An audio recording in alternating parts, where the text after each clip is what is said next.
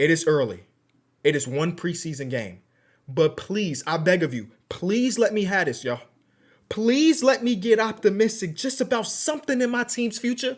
I feel like every single year I make a video similar to this, talking to you about what I'm really excited about as a Bulls fan. And usually it's like one singular thing. And damn it, again, this season it's one singular thing. But I'm really, really excited about Midas Buzelis. I'm actually putting together the run a show for Small Ball, my podcast. And in that episode, I'm going to be talking about the one thing every NBA fan should be excited about for all 30 teams. And I got to the Bulls. I said, I can't just spend 2 minutes on this topic. I need a full video. And now that we're 13 days away from tip-off, I can't believe that's a real thing. I'm really geared into it. And yes, I want to talk about preseason basketball because yesterday, the first NBC basketball game in like 20 years happened on Peacock, and it was between my Chicago Bulls and the Cleveland Cavaliers. Now, preseason is never a thing you want to overreact to. Same thing with Summer League. Same thing with any game that just doesn't have any way to merit. So usually when I'm watching preseason, I'm not thinking, oh, this guy dropped 20, he must be the GOAT. Or this guy shot 1 of 4, this is not about to be a season. That's never the way I'm looking at it. But as a guy that's watched every single minute of Midas Buzelis' career to this point, I've left game 1 of the preseason even more high on him than I already was. And if you watch the podcast, I've been talking about him like he's the next, So let me have this one. Let's talk about it. My Bulls, the management, and so on and so forth have been one of the laughing stocks in basketball over the last 4 or 5 seasons. Taking too long to sell on players that had value to you trade them where they really don't have any value. Doing a 1-for-1 trade with one of the most valuable assets of the offseason. That guy goes on to win an NBA championship where he had multiple 20-point games in the NBA Finals. Shout out Alex Caruso. To jumping up in the lottery and taking a guy that in his first preseason game was the 7th guy off the bench. Shout out Patrick Williams. He didn't look bad in that preseason game, but the fact that Dalen Terry, Julian Phillips, I don't know, I could keep just a bunch of players got into the game before him as a former top 4 pick is something. The team has always been one of the laughingstock teams. But then we got to the 2024 NBA draft, and Midas Buzelis just fell to the Bulls. Before his season at G League Ignite, and shout out to the G League Ignite for killing almost everybody's stock that goes to it, he was widely considered one of the 3 top prospects in that draft. I just re-looked at it this morning. Actually, I'll show you. This is from the NBA through Bleacher Report. I don't know if I've ever seen this before. But BR said that it was Ron Holland 1, who also went G League Ignite and then fell. Still ended up being the top pick, though. Then they had Alex Sarr 2 and Midas Buzelis. Again, this is right before they went on to the G League Ignite. He was widely considered one of the top players in his class. And then he fell on draft night. And a lot of that had to do with, again, G League Ignite being such a weird organization and all. But when he got to the G League Ignite, he just could not shoot the ball. Just straight up, a guy that shot it very well throughout high school got to this level and he shot like 20-something%. It was god awful. And that was one of the main contributors to him falling to 11th in the draft. Going to that draft, I had my short list of dudes that I wanted on the team. And Midas wasn't in my top 3 because in my mind, there was no way he was going to end up at 11. And then he did. And then he got to Chicago, and, Billy Donovan is coach. Billy Donovan is not a guy that notoriously places young guys. You have to earn it. But when he earned it, it looked great. When he was a starter, he averaged 14 points per game. The last, 20 games of the season, the Bulls were 15 and 5, and Midas was a big part of that. This offseason, I ran into Midas way too many times. We live in a similar area, so I would go to like the grocery store, and he'd be walking out, and I'd be walking in, and it happened so often that I bet from his perspective, I was like stalking him, but I promise you I was going to get food for my kids. You feel me? But I know from those conversations of talking to him that the work was going to show itself. The mindset that he had going into that offseason was the mindset that I would want from my young up-and-coming player, where going into his first season, he just worked out on everything, right? He hadn't played the level of competition that was the NBA, so he kind of tried to round his game. I'm gonna work on this, and this. And then he played his first season and recognized, oh, I'm not strong enough, so let me get into these weights and put on 10 pounds of muscle.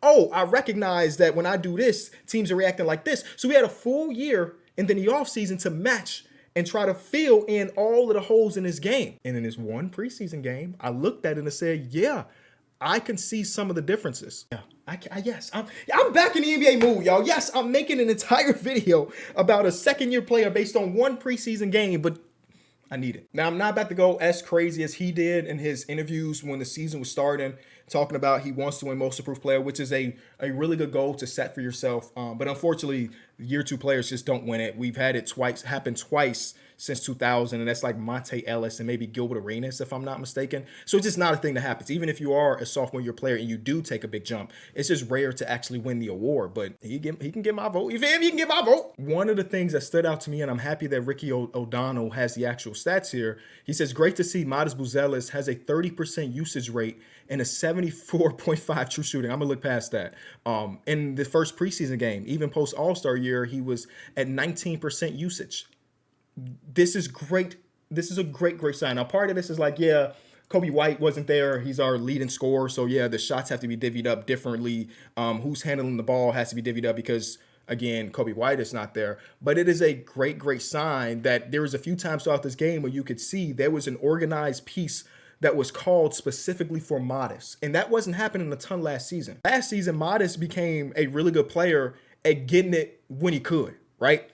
Spot up shots in the corner, cutting on the baseline, nothing really designed for him to do the things. And in this, again, one preseason game, you actually saw Billy and the team make it an effort to make sure that Modest is one of the focal points of the offense. And the Bulls are not playing for anything. Even if this blows back in my face and Modest has a terrible sophomore season, it is a good sign for us to prioritize this young player who we believe in, right?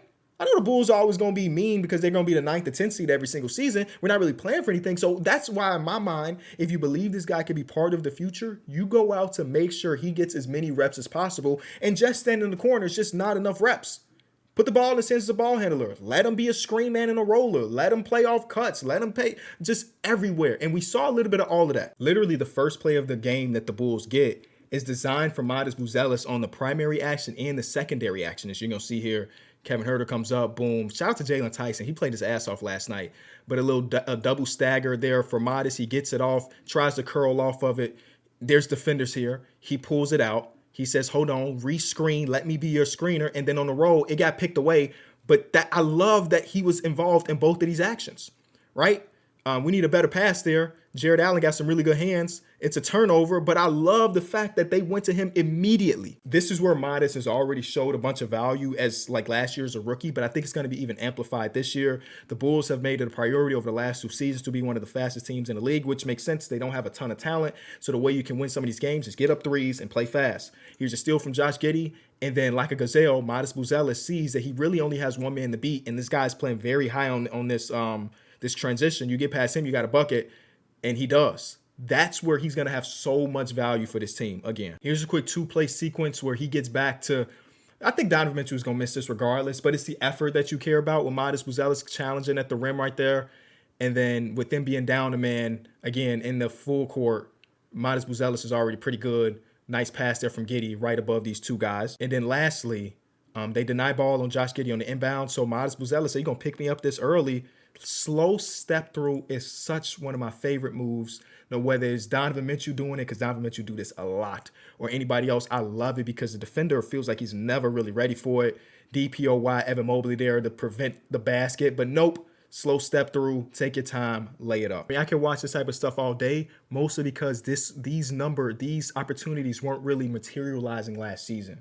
Empty side pick and roll with Vooch, get the switch, and just attacks Larry Nance and draws a foul. Obviously, it's not perfect. We will be getting growing pains like on this. Even with his extra 10 pounds of muscle, I still think that he can benefit from being stronger. And him being 6'9", 6'10", his handle's not as tight as somebody that's 6'6" or 6'7". So an opportunity like this where he has a smaller defender, sometimes these small defenders can get through and rip that ball, right? So yeah, he's not the perfect player, far from it.